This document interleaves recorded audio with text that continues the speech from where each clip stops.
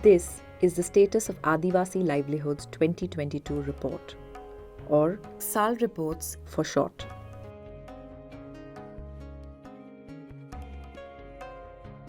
Let's look at some of the highlights from the report. SAL Reports 2022 covers the states of Madhya Pradesh and Chhattisgarh. We use data to take a closer look at the status of livelihoods of Adivasi households. SAL Reports 2022 is based on a household survey covering a total of 6,019 households. 4,745 households belong to Adivasi communities. 881 households were non-Adivasi, and 393 households belong to particularly vulnerable tribal groups. The study also included focus group discussions in 50 villages. In-depth interview was conducted with 28 Adivasi and non-Adivasi individuals. In western Madhya Pradesh's Bhil region, both Adivasi and non-Adivasi households had the highest average household income, higher than other regions by 1.5 times. The average per capita income of Adivasi households in the Bhil region of MP is Rs 24,571. In comparison, the same for other regions in the state ranges between Rs 12,000 to 15,000. The Bhil region also had the highest dietary diversity.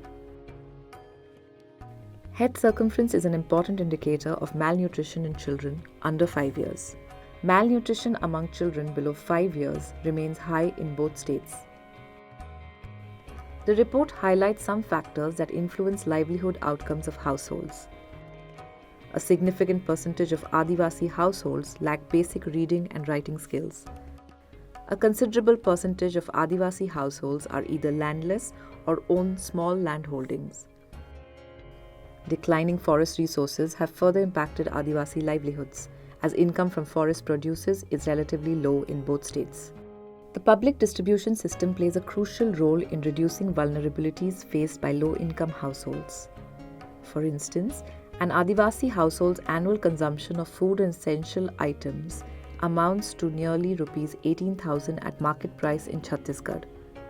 Only around 13% of this is paid for by the households. Similarly, in Madhya Pradesh, Adivasi households procure goods from the PDS worth Rs 10,000 at market price.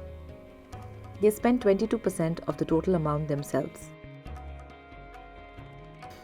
Adivasi women enjoy more autonomy within Adivasi society as compared to non-Adivasi women.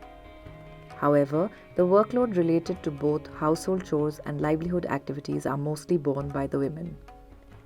Gender discrimination remains evident in customary practices and decision-making processes. The periodic SAL reports aim to create a database on livelihood status of the Adivasis in central Indian states to enable all relevant actors to shape the policies, programs, and approaches for better impact. SAL Reports 2021 covered Jharkhand and Odisha.